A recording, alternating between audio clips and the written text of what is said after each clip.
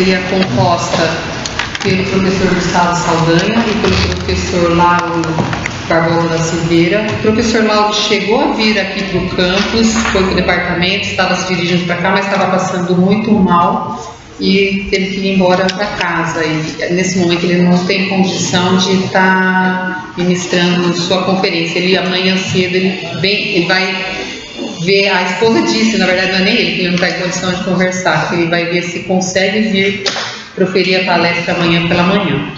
Bom, vamos iniciar então essa mesa, agora das 5h30, com a fala do professor sem óculos, Gustavo, não sei seu nome, não sei direito, não vou falar, desculpa, viu?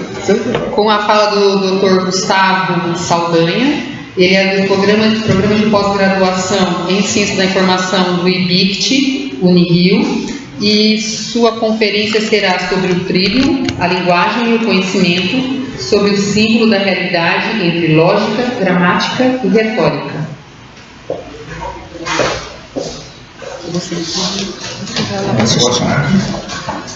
Muito obrigado pelo convite, já agradeci demais, desde que mais alguns agradecimentos. Só deixando essa apresentação aqui. Eu consigo passá-la daqui, Cláudia? Ou tem um controle, né?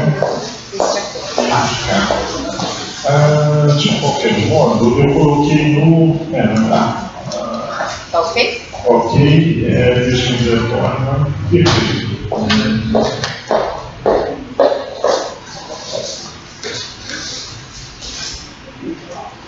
Eu tive uma experiência muito rica agora com a Unesp no primeiro semestre de 2015, na disciplina de Perspectiva de Ciência da Informação.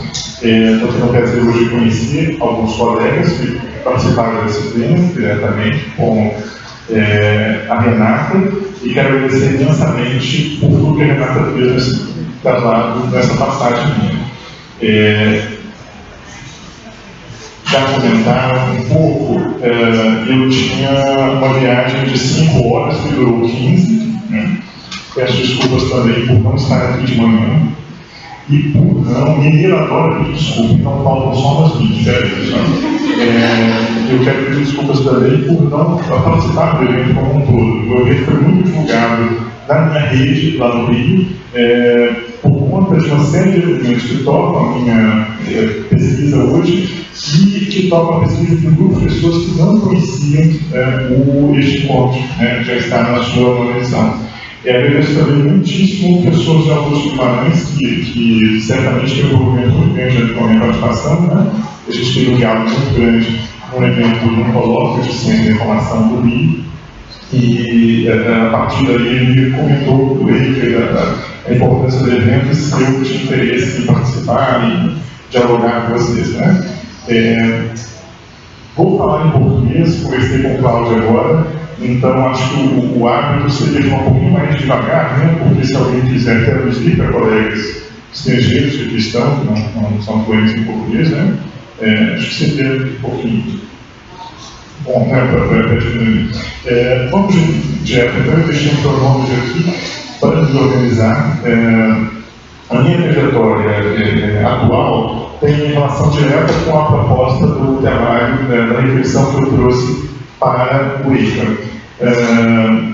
A discussão sobre o trilho faz parte de um projeto atual, um curso, que tem por foco esses elementos centrais, por isso que o título está um pouco longo, mas eu quis destacar para reunir tudo aquilo com o qual eu estou trabalhando agora, que é filosofia da linguagem, discussão sobre aspectos históricos e disciplinares da lógica da gramática e da retórica, buscando uma hipótese que aparece no pensamento tanto europeu como latino-americano, quanto estadunidense, voltado à previsão de uma estrutura da filosofia da linguagem no desenvolvimento das fundamentações do discurso epistemológico do que é e o que não pode ser ciência da informação.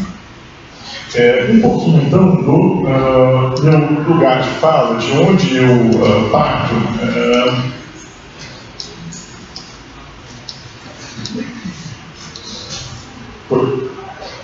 Isso aqui é uma breve estrutura do questionamento central da minha tese, que era procurar entender o papel da linguagem dentro das nossas fundamentações, mas basicamente relacionando esse papel num diálogo permanente entre retórica, filologia e o que eu chamei de bibliologia, buscando o percurso do pensamento do Gabriel Peirot, pensador, filósofo, bibliotecário, bibliógrafo francês da virada do século XVIII para o século XIX, participante da Revolução Francesa, e que produziu aquele que seria o principal conceito que levou o Paulo Autry a desenvolver a documentação posteriormente. O Autry tem uma citação direta do Gabriel Peirot, que produzido na íntegra em 1984, do TT, o conceito de bibliologia de 1802 do Gabriel Peirot. Não obstante, o Autry utiliza o termo bibliologia cerca de 2.000 vezes, ou seja, 2.000 ocorrências do termo no tratado de documentação. Escavando esse conceito de bibliologia, eu cheguei a ter uma definição de uma estrutura da filosofia da linguagem dentro do nosso campo, e dialoguei, principalmente, identifiquei a retórica e a filologia deste discurso. Identificar a filologia, no primeiro momento, era muito tranquilo, porque o próprio Autry, em diálogo com o Peirot, define o conceito de filologia bibliológica do TT.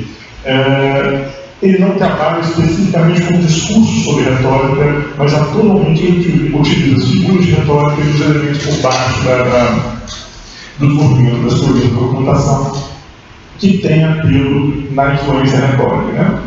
Qual é o grande problema da minha tese, dentre vários outros? A ausência da lógica.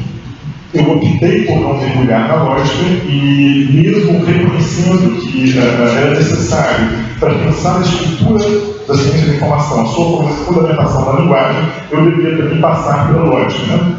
Mas isso ficou para o projeto pós-tese, que é um projeto que segue 2 anos já, nós temos 2 anos de pesquisa, e que então chegou até a discussão sobre o trivium. Hoje, esse projeto basicamente norteia a experiência do grupo de pesquisa, do ETLib, que busca fundamentalmente dialogar com filosofia, linguagem e organização dos saberes.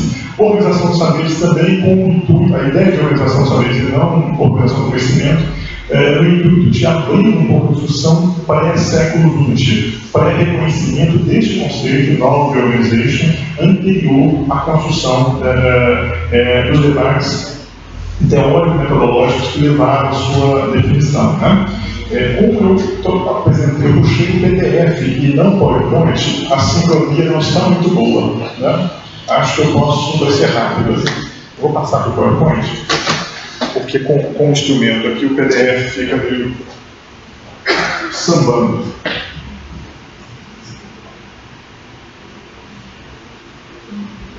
Acho que não fiz uma boa opção.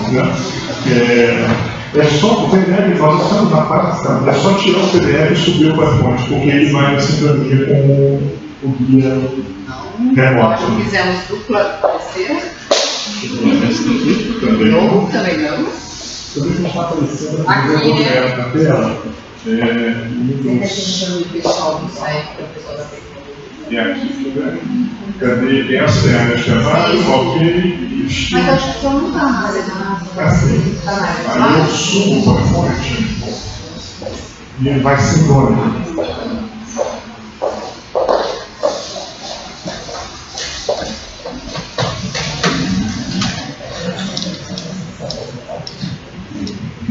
Agora a gente consegue caminhar. O grupo de pesquisa, basicamente, se propõe discutir filosofia da linguagem, ciência da informação e todas as possibilidades de se pensar a linguagem dentro do campo. É por isso que nós chegamos até o trivium, ou o discurso da fundamentação da linguagem do tempo. Especificamente, este é um projeto em curso, que busca identificar a filosofia da informação na tradição filosófica da linguagem. O trivium, muito conhecido na área de organização do conhecimento, nos estudos históricos de classificação, por conta da influência da sua primeira primeira divisão disciplinar nas práticas de classificação bibliográfica.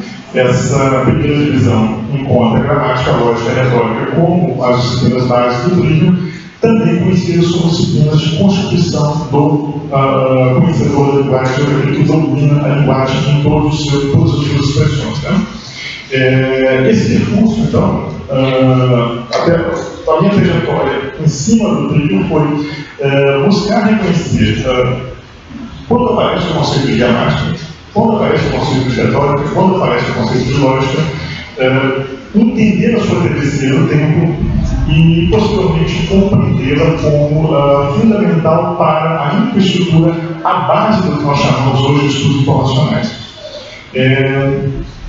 Várias hipóteses de métodos nortearam a pesquisa. Em um determinado momento eu acreditava, isso ainda na tese e mesmo depois, que a própria hipótese de um método biográfico me ajudaria. Em vários momentos eu encontro na trajetória pessoal, na trajetória acadêmica de pesquisador pelo nosso campo, a travessia da lógica para os estudos informacionais, a travessia da retórica para os estudos informacionais, a travessia da gramática. Né? No Brasil, na Europa, na América do Norte, na América Latina como um todo, há vários elementos que estão vinculados à trajetória pessoal ou à busca de trajetórias pessoais para investigar, por exemplo, elementos retóricos no desenvolvimento de um sistema de organização do conhecimento. Né?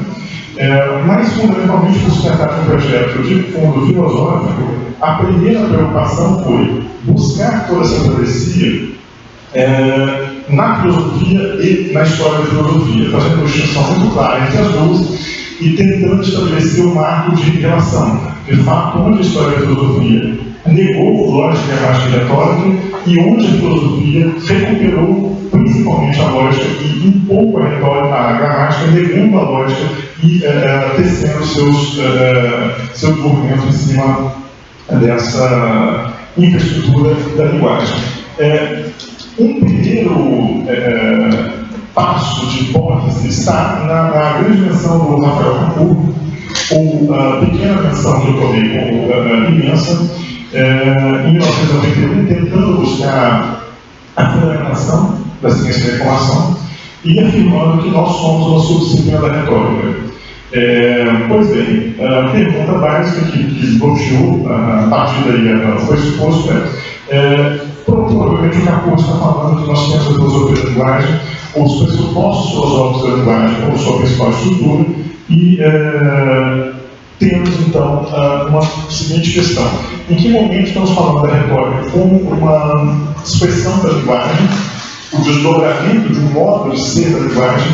Em que momento o Capur está falando de uma ciência que tem pelo menos 2.600 anos e que normalmente é expressada através da palavra retórica, que no mundo contemporâneo é depreciada. Né?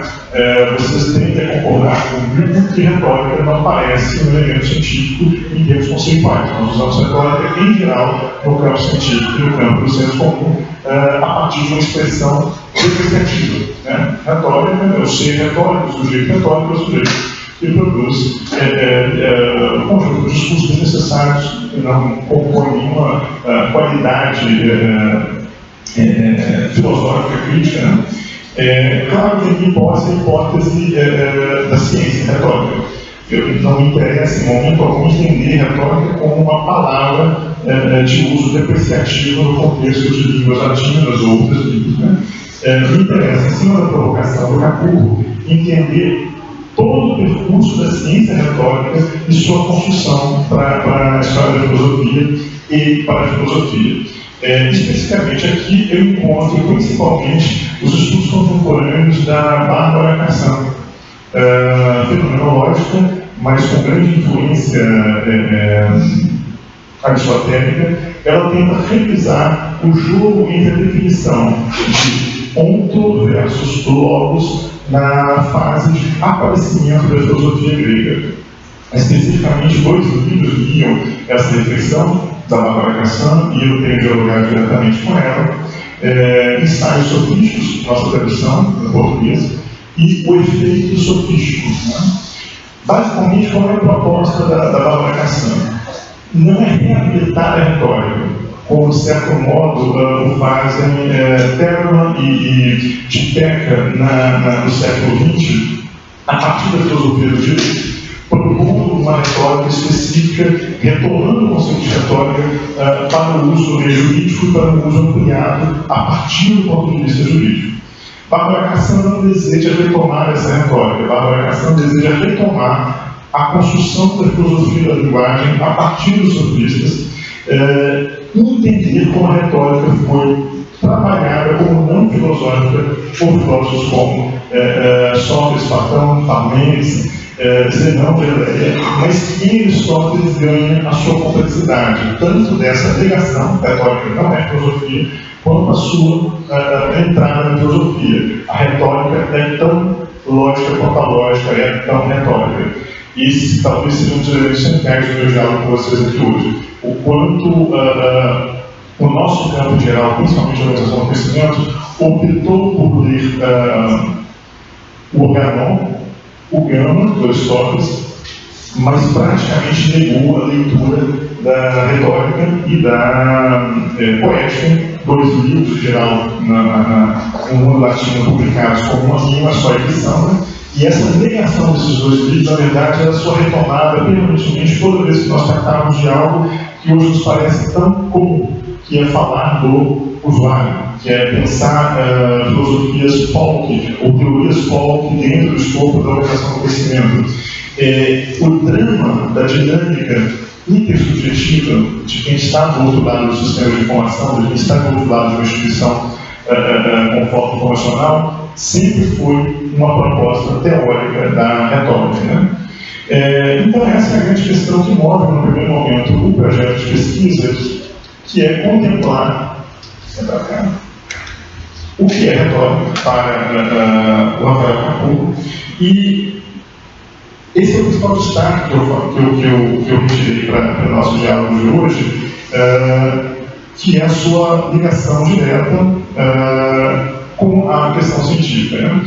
A Bárbara Cassandra define no efeito sofístico alguns elementos centrais para a gente entender não a palavra retórica, mas é a constituição dessa arte, dessa técnica grega, que pode ser entendida como uma episteme a partir de Aristóteles, né?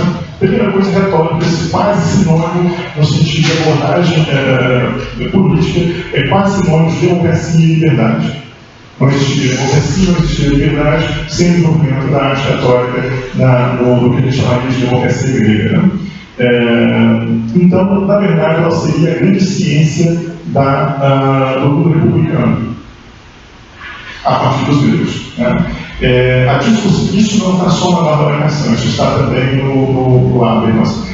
O Habermas vai destacar que a discursividade pública, a esfera democrática pública grega, não totalmente diferente da nossa, mas aquela esfera só foi possível por conta de uma ação discursiva, e depois o Habermas vai tentar configurar uma teoria da ação comunicativa, mas que é retórica. Na verdade, é o problema do uso da linguagem, e principalmente a linguagem que aceita a linguagem do outro, porque se preocupa com a formação do outro, está em questão para a construção de uma típica ciência republicana chamada retórica. Essa preocupação com o outro é o que a filosofia da educação chama de nascimento filosófico da educação. A retórica inventa a educação. Na verdade, principalmente nos diálogos, Gorgias, o sofista e Protágoras, o Platão está questionando a capacidade de formação da virtude a partir do retorno, a partir daquele que promove o discurso, que ensina a partir da linguagem, né? Lembrando que a personagem Sócrates do Platão, a todo momento, utiliza as mais belas figuras de linguagem para provar que a retórica é uma arte menor, é uma arte perigosa e que apenas a dialética seria pauta de abordagem metodológica para o desenvolvimento do conhecimento, né? A Bárbara Cassandra destaca principalmente o Gorgias e o Protágoras como as figuras centrais para definir retórica, as figuras centrais tentativa de afirmação filosófica da retórica, né? Ainda que, em toda a história da filosofia ocidental, isso é exatamente negado. Agora, eles não são filósofos, em momento algum a gente confundiria Protágoras e Gorgias como filósofos típicos sofistas, professores de retórica, professores de figuras de linguagem na Grécia clássica, e que ironizavam Sócrates, entre outras coisas, por Sócrates, diferentemente deles, não cobrarem pelos seus discursos, não cobrarem cada aula. Né? Essa é uma questão muito forte na divisão de filosofia e retórica como campos antagônicos na atividade clássica. Né?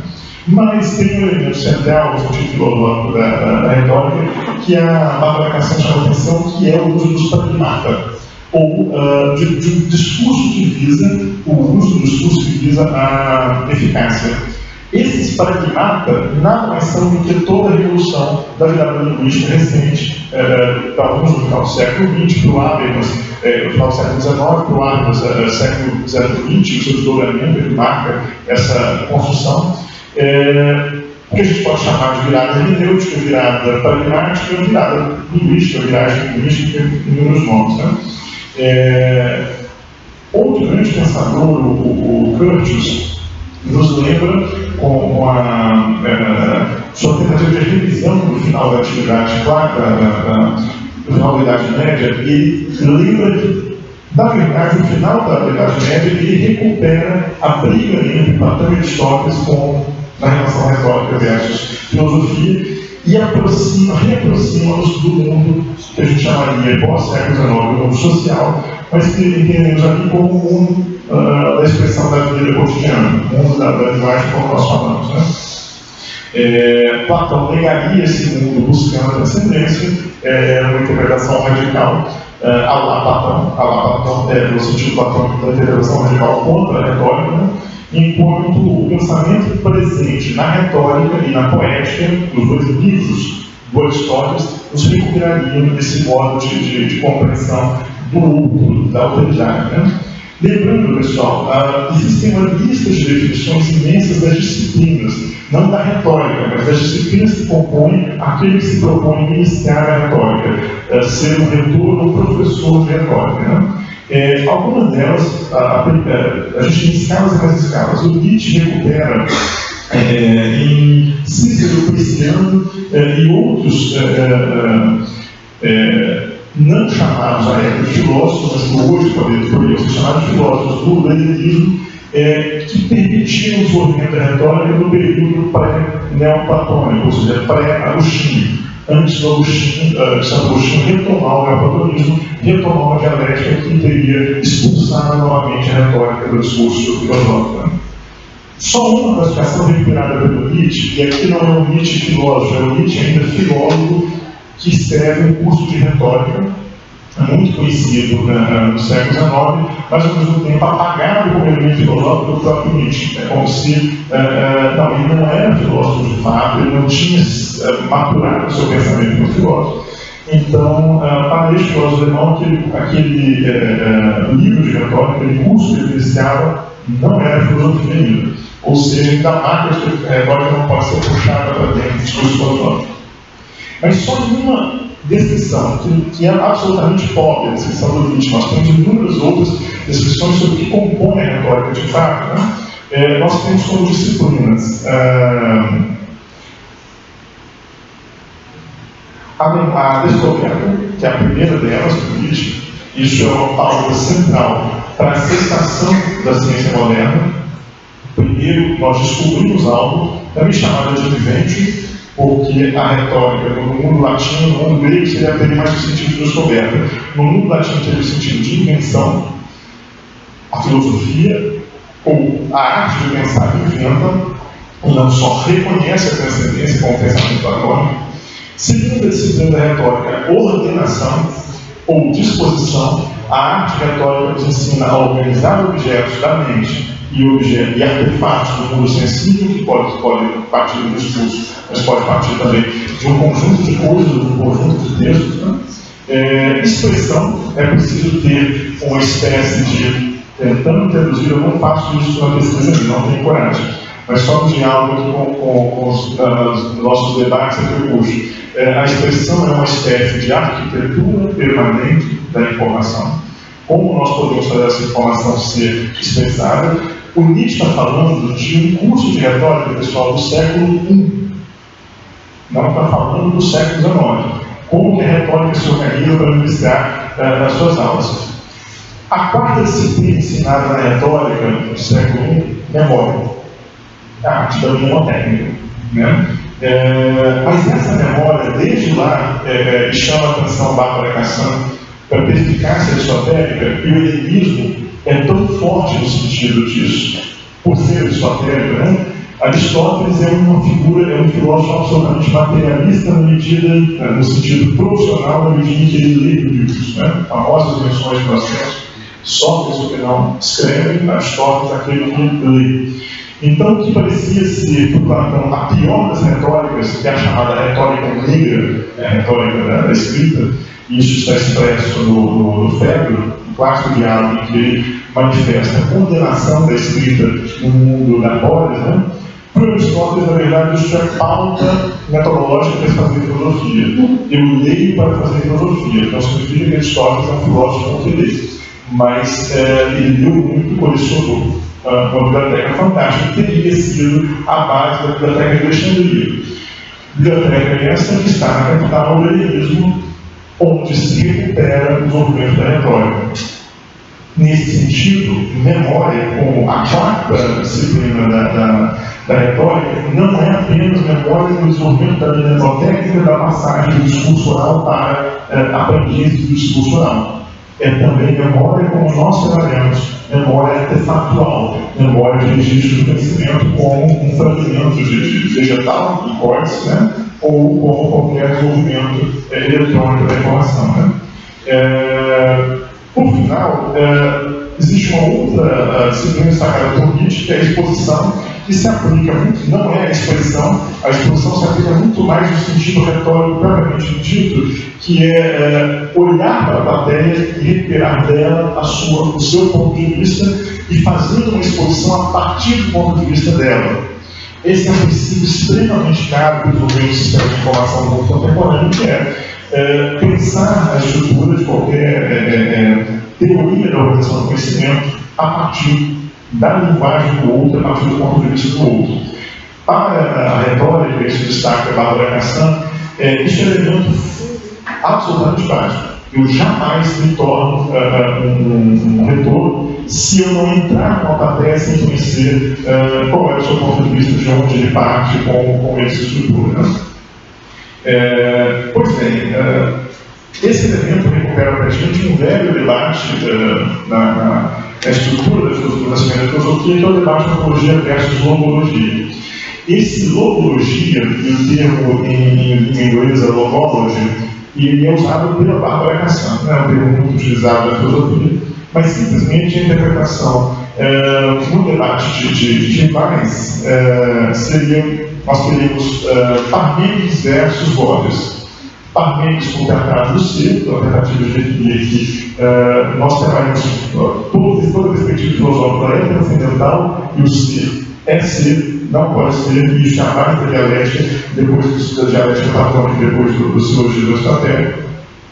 E a logologia, que seria o grande universo do pensamento sofístico, que é alguns sinônimos do pensamento retórico, que marca a expressão de um mundo totalmente dinâmico da linguagem. Né?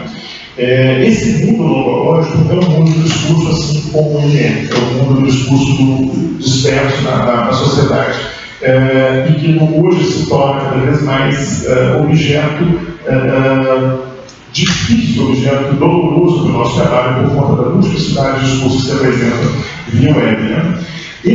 Essa disputa logológica, a disputa pela logologia com a filosofia, permite a Bárbara Cassam olhar Gorgias como filósofo, aquele que nega o ser não para dizer que o ser não existe, mas para submeter o ser à linguagem. Força essa feita sem concordar com Gorgias, pelo Heidegger no século XX, por Belamer, ou, de modo direto, Heidegger e Lameche submetem o ser à linguagem, mas indiretamente por toda a filosofia da virada linguística, né? Passando de Wittgenstein a Richard, a Habermas, e uma virada linguística de um pouquinho de média duração, nós chegaremos ao Nietzsche no século XIX. Né? Basicamente, o princípio logológico é o princípio que o mundo se organiza a partir da linguagem e de que essa linguagem é dinâmica. Tem um grande teórico, grande filósofo do início da nossa era contemporânea, que é o Sexto Empírico. E Sexto tem dois livros traduzidos para o português, um chamado Contra a Retórica e outro Contra os Gramáticos, ou Contra a Gramática, em que ele exatamente define uma questão que é tão cara hoje na discussão sobre a fundamentação da ciência da informação nos últimos 30 anos, que é gramática e retórica não são ciência, na visão do Sexto Empírico. E nós não temos que achar que elas são ciência. Elas resolvem os problemas do mundo. Gramática e retórica não são filosofia. Ele não está dizendo que não são saberes, ele está dizendo exatamente, lá no início da era comum, que, como nós hoje nos perguntamos, que o nosso modelo fisicalista, a nossa estrutura lógica clássica, não resolveria todos os problemas. E que isso, de fato, lá, como boa parte do século XX, foi chamado de o científico.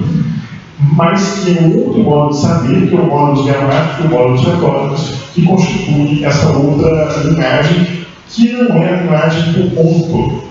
Então, a título de provocação, a primeira vez que eu vi, e eu não tenho problema em reconhecer isso como desenvolvimento teórico interessantíssimo no campo, mas a primeira vez que eu vi o uso do termo ontologia dentro do uso dos sistemas de informação, e eu busquei entender o que a ontologia fazia. Ela faz exatamente a antítese de pensamento ontológico parmenítico. Vai transformar essa leitura parmenítica numa leitura logológica para se apresentar como ontológica no século XX. Né?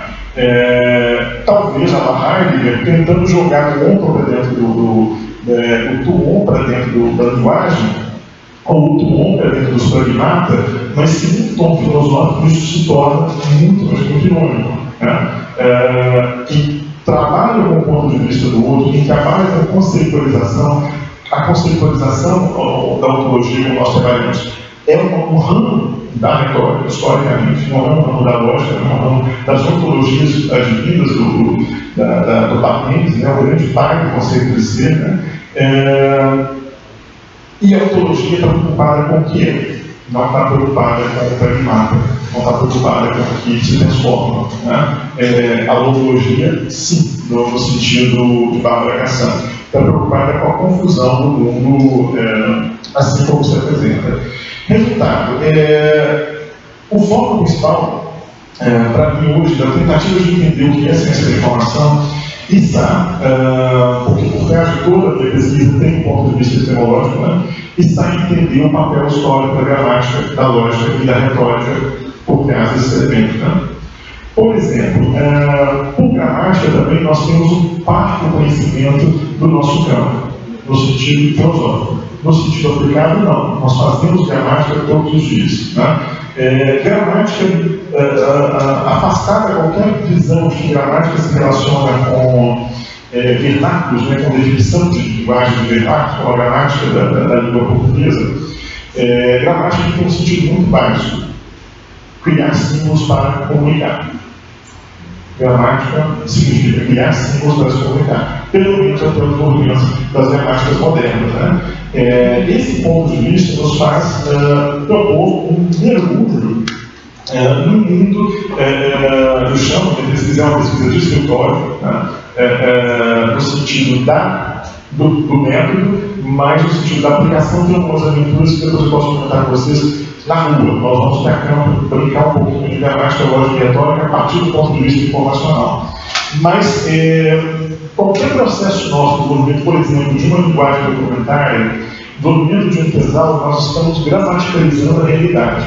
Esse é o princípio gramatical de Poiciano, por exemplo. Esse é o princípio gramatical que destaca o Sexto Empírico, quando critica os gramáticos de tentar buscar o que Saussure buscou no século XIX como a gramática geral. Né?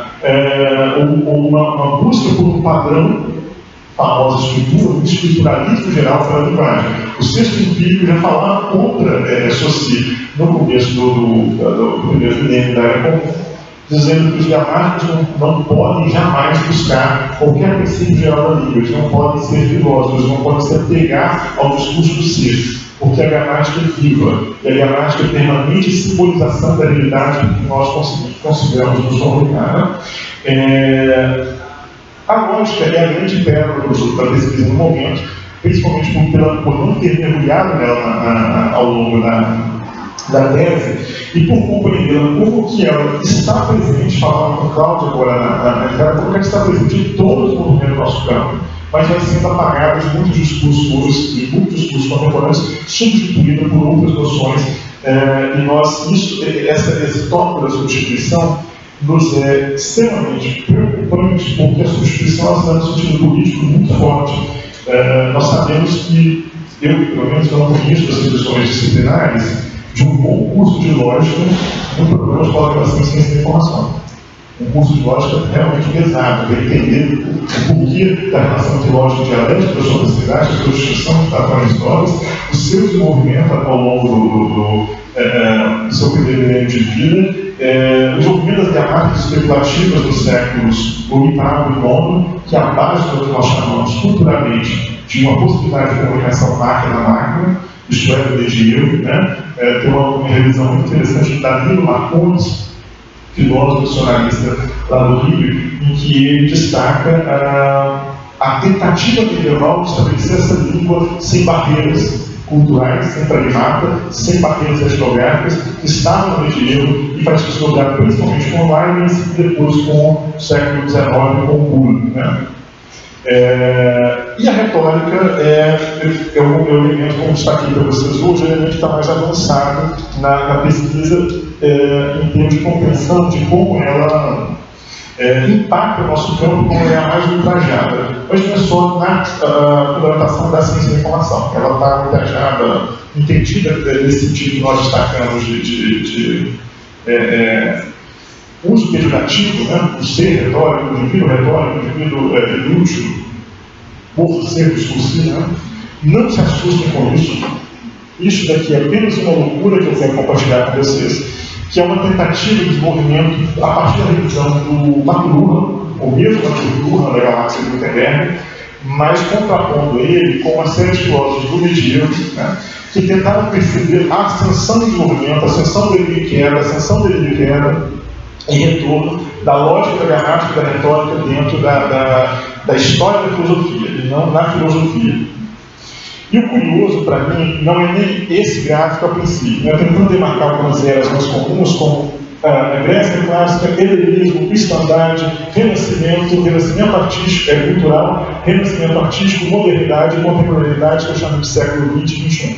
A preocupação maior aqui é perceber como esses envolvimentos, ora lógica, ora gramática, ora retórica, na história da filosofia, na história do pensamento, estão diretamente ligados, por exemplo, ao aparecimento da biblioteca de Alexandria e culto, a decadência da lógica e culto da prática de leitura gramatical e retórica do mundo, a ascensão depois da retórica, da lógica do renascimento cultural, um retorno de Aristóteles para a Europa via Península Ibérica com os árabes, as traduções árabes, e depois o jogo do século XIX, ali no finalzinho do século XIX, grande avanço da lógica com a lógica booleana do século XIX, e como que isso vai impactando as práticas de organização do conhecimento, o desenvolvimento de instituições que nós chamamos de informacionais, e no século XX das nossas teorias. Naturalmente, o meu interesse maior é entender só na última coluna, no século XX, como que lógica, gramática e retórica se intercruzaram. Existem algumas hipóteses publicadas já, falei esse ano em 2 eventos, tem um artigo para sair, discutindo, por exemplo, Valcamabush, esses 3 elementos, Shannon e Weaver, e a lógica retomada de uma lógica clássica, angelética de Capurra, análise do domínio de Jordan, sabe, semiótica de Brie e o apelo retórico, Capur fala isso é explícito, o Iorva joga muito entre gramática e retórica, quando estou falando gramática e retórica, são os elementos que foram constituídos como filosofia da gramática e história da gramática no tempo. Né? O desdobramento do projeto, já caminhando a finalização, é uma compreensão do campo da informação. Isso foi a apresentação do Trader agora para o Ensine, lá na Paraíba. Do campo da ciência da informação como um campo de estudo simbólico e do desdobramento do mundo simbólico. As principais autorias de diálogo aqui são a Bárbara Cassan, desdobrada no Cassier. Né? O desenvolvimento de um mundo baseado na linguagem me leva diretamente para o ponto de vista que nós trabalhamos a todo momento com um universo simbólico, mas nos falta discutir qual é o simbólico que a ciência da informação trabalha. O que nós podemos chamar de informações simbólicas e como que a realidade, o nosso real, em momento algum foi o real biológico, e sim o real logológico, que é fundamentalmente um real simbólico. Né? É um real estruturado na construção de um mundo a partir da linguagem que se desdobra em uma linguagem material oral, de uma linguagem material oral, de uma sensibilidade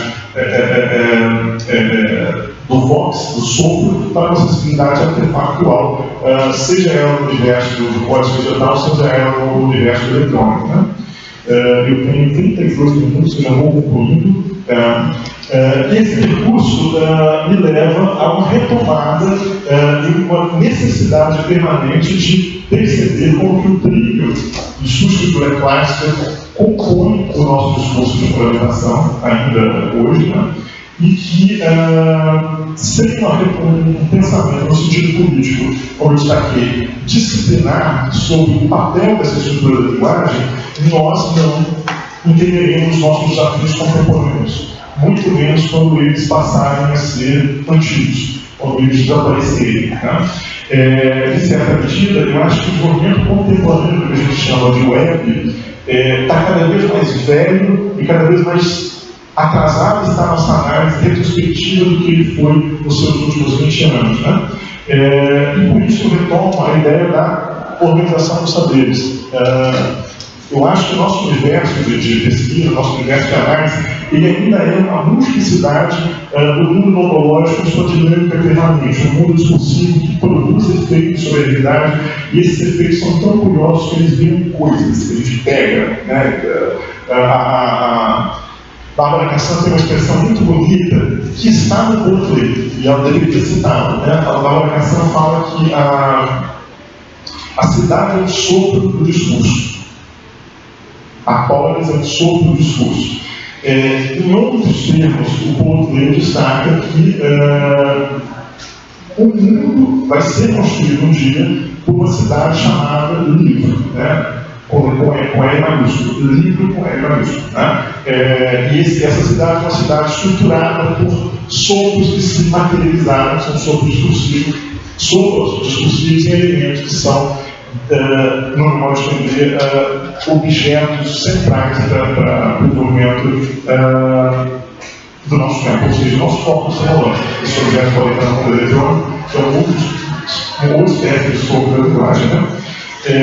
Pessoal, este é o discurso que eu diálogo com o professor que conversamos. Obrigado.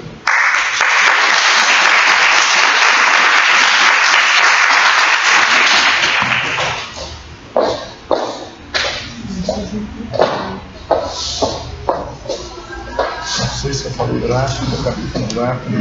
Não falou bem, um bom passamento. Bom, obrigado, professor Ricardo. Perdão, Gustavo. Depois faço uma troca. Passamos agora, então, para uma fase de diálogo, comentários, questões. Passamos para a comunidade, então.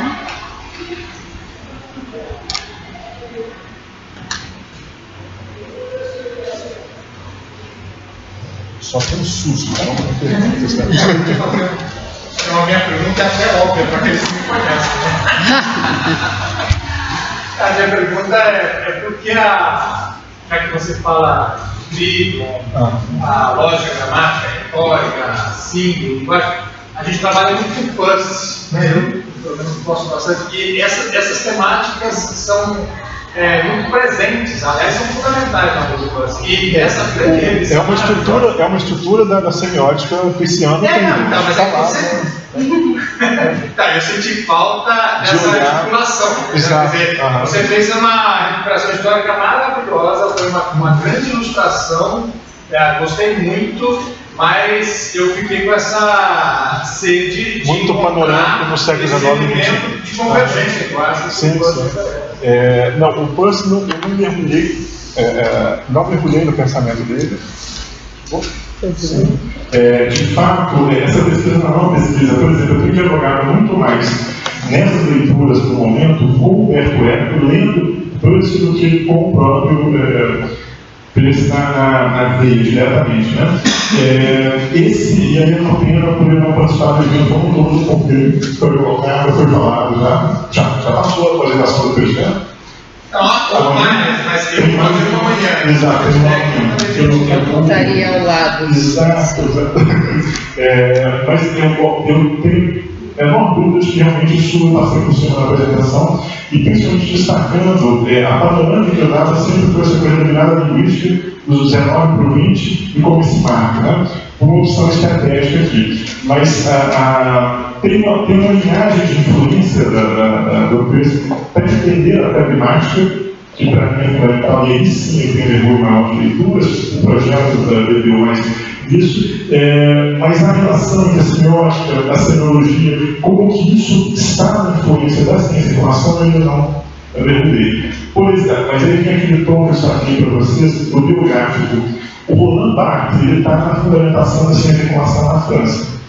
Ele está lá. E, ao mesmo tempo, buscar envolvimentos não diretos do Peirce com o desenvolvimento da escola bioeconômica estadunidense. Mas o foco da pragmática lá, isso vem mais à frente. Essa relação direta, isso é o objetivo. Agora, o mergulho direto no trigo com a semiótica, o primeiro contato que eu tive, professor, eu já percebo que já existem muitos estudos sobre isso. Porque a escola pisciana é imensa, então já é meio consolidado porque o trigo influenciou o desenvolvimento primeiro do pragmatismo e depois da semiótica em Peirce. A minha preocupação maior é olhar como esse trigo está dentro da ciência da informação. Nesse sentido, os indícios da aplicação do pensamento peirciano na ciência da informação, para mim, são indícios fundamentais do trigo. Aí sim eu entro com esse retorno no ponto de vista. O método como um todo, o método do estudo, é o que a gente chama do método de pensamento de segunda fase de apresentação panorâmica. Eu não tenho uma preocupação filosófica de esmiuçar, eu tenho uma preocupação filosófica de ver de cima, para depois escolher alguns mergulhos, né? O século XX, o mergulho meu é a produção biográfica da ciência da informação. Mas no momento eu estou com esse panorama de buscar quais elementos dessa história da filosofia que estão presentes na filosofia, de uma geral, se aplicam à fundamentação do campo. Né? Mas isto é interessante. Eu não sei qual palavra eu não sei agora, depois a gente provocou isso. Quem trabalha com linguagem sabe que algumas palavras são. Mas eu tenho uma dúvida que eu passei por cima do 19 desse aspecto. Tem mais uma aqui?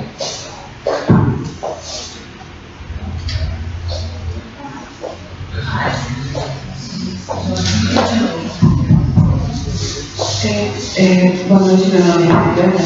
Eu fiquei muito curiosa porque em uma apresentação que envolve trivium, lógica, gramática e retórica, você usou basicamente imagens. E eu não sei se pode ser que por eu ser obtusa, eu não consegui associar as imagens àquilo que você estava apresentando. E eu gostaria de entender um pouquinho por que eu senti assim como quase que uma contradição pragmática do nada, a valorização da gramática, da retórica, essa que você apontou, a necessidade de retomar, e, por outro lado, o uso de imagens que não são pelo menos no meu entender, obviamente relacionados com o seu discurso. Perfeito. Na verdade é uma provocação e acabei não falando ao final, né? Realmente me merecia uma explicação que ficou completamente vazia. O Curtius, na literatura da Idade Média, ele destaca que quando a pintura do Renascimento floresce enquanto tal, o Renascimento artístico italiano, ela vai defender que essa pintura, existe um filósofo que eu não vou esquecer, não vou recordar, a revisão do Curtius, Ernest Curtius, que destaca que a pintura é a arte que consolida a relação do trigo com o quadrilho. Então a imagem é o resultado final de gramática, lógica e retórica, aritmética, astronomia, geometria e música. Isso tudo está sintetizado na pintura. Né? Essa é uma explicação de fundo muito filosófico para falar do uso das imagens. Né? Num sentido muito técnico, prático do meu trabalho, eu procurei cada vez mais usar menos palavras, menos representações e mais imagens. Não só no sentido bem técnico de uso, mas no sentido absolutamente vinculado à pesquisa, que é o que eu deveria ter falado ao final, e me esqueci com o tempo explorando, é que essas imagens são parte do banco de dados do grupo de pesquisa. Que a gente está indo para fotografar e filmar registros do mundo da linguagem, ou seja, esse sopro da linguagem expresso com uma materialização. A relação direta com o que eu falava e com a imagem realmente em alguns momentos realmente não existiu. Né? É muito mais no sentido de uma ilustração de ganhar a expressão no sentido retórico bem baixo, do que o diálogo com vocês. Mas, no sentido de exemplos, deixa eu só passá-las um pouquinho. Aqui é a página muito simplesinha do nosso site, do grupo de pesquisa. Né? Isso daqui é nosso percurso para conhecer o pensamento bibliológico na França. Isso é uma foto em Toulouse. Né? E a gente indo até as livrarias de Toulouse em busca do desenvolvimento do conceito de bibliologia na terceira geração. A primeira geração, a geração de Gabriel Primo, a segunda geração, a geração de Oakley, e a terceira, Vestibular, Scarpi, a outra geração. Né? Essa de cá é o registro na Feira de Livros do Museu de Antropologia do México, né? Em que a gente buscava entender a dinâmica de contato com esses artefatos do mundo da linguagem manifestados materialmente. E a brincadeira também com o conteúdo da imagem, com a ideia de contemplação de ontologia versus ontologia. Aqui eu discuti um pouquinho a retórica negra, com o discurso do Platão, que é a retórica perigosíssima, a retórica escrita. Isso é a brincadeira que ele faz. O Derrida tem um diálogo com a farmácia de Platão. O Derrida fala da Lísias sob o manto de Fébrio, porque Fébrio leva Lísias, com o discurso de Lísias, um retorno no bolso. E aí Platão, o Sócrates, pergunta para ele: você fica falar no discurso de Lísias, por favor, represente a beleza desse discurso. E aí o Fébrio vai tentar tirar o texto, e aí o Sócrates já começa a ironizá-lo, dizendo que ele não sabe a verdade, porque a verdade jamais poderia estar no papel escrito. Então, essa é uma explicação e esse registro é um registro de uma tentativa. Isso está no Humberto Eco, como falei a bibliografia aqui, uma tentativa de linguística comparada, de línguas do século XIX, para tentar entender a dinâmica da linguagem. Isso aqui são intervenções urbanas do centro do Rio. Isso aqui é a Feira da Glória, conhecida como do bairro da Glória, no Rio de Janeiro, conhecida como Shopping Chão. Então, é uma extensão de uma feira de frutas e verduras, que o pessoal espalha coisas no chão. Né? E o que é curiosíssimo é a presença permanente de tecnologias da informação contemporâneas ao lado de livros, códigos vegetais e outros elementos. E o meu diálogo aqui foi o diálogo com a logologia, com a dinâmica do discurso de transformação permanente da realidade. Neste caso aqui, uma mera indicação ao mergulho uma pesquisa de escritório, uma pesquisa bibliográfica, mas um registro fundamental para a vida logológica. Essa foto é do fechamento da livraria Leonardo da Vinci, que é uma livraria fundamental para a intelectualidade carioca do século XX e que foi anunciado o seu fechamento, e nós fizemos uma intervenção etnográfica de antropologia visual de um dia passando o dia todo fotografando a livraria que estava fechando, que estava caindo. Essa foto é um registro dessa passagem, né? E aqui na Feira do México também, que é o impacto do discurso, é uma brincadeira do impacto do discurso, mas fundamentalmente por trás é um discurso logológico, a presença. Isso aqui são cadernos para escrita mesmo, né?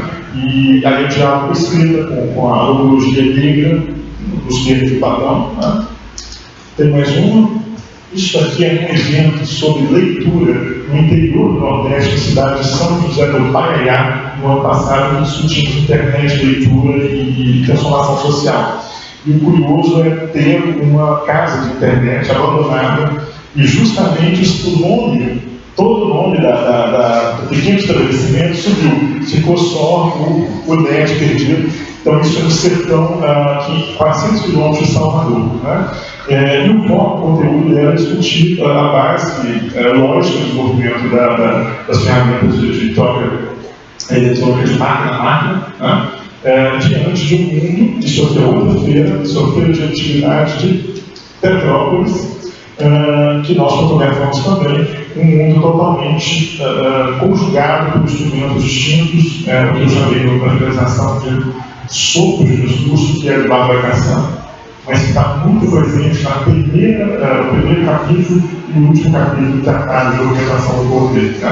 Me perdoe eu não ter passado, dialogando com as imagens, com o tempo, isso passou. E o que eu queria falar ao final, não fazer a terceira explicação, mas era que isso faz parte de uma busca, pelo menos da antropologia visual, de levar alunos de elevação de mestrado e doutorado para a rua, para a gente visualizar e entender a dinâmica de um mundo que a gente tem chamado de mundo biográfico, ou de cultura biográfica em movimento e transformação. Né? Então, esses são todos os registros da imaginária do grupo de pesquisa.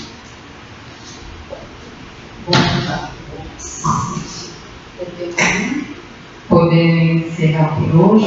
Tem mais algum comentário? Não tem mais algum professor? Obrigado. Gustavo.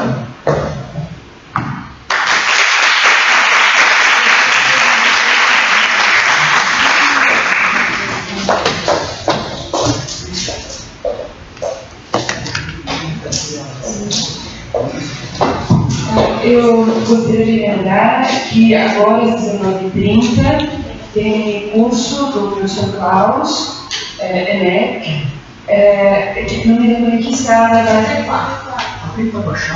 na sala 64, então estão todos convidados para participar.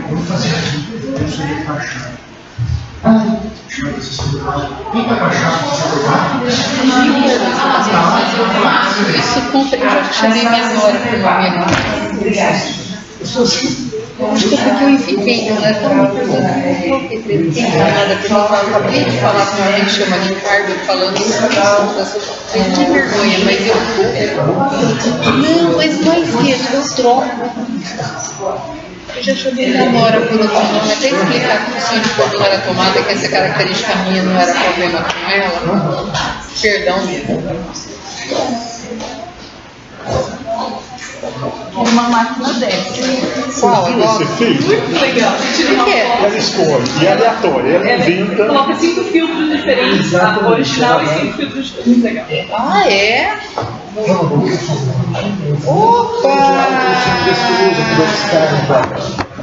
Opa, eu posso doar para a biblioteca? Porque daí fica. Não, vou doar para a biblioteca. Ah, melhor. Porque, bom, a biblioteca todo mundo consulta, o nosso grupo só consultar é sacanagem, né? Não. Olha, Deixa eu tirar o pendrive lá. Eu acho que a gente podia penalizar isso aí, né? Onde vamos? Sabe que eu queria, antes de ir pro chakra, não sei se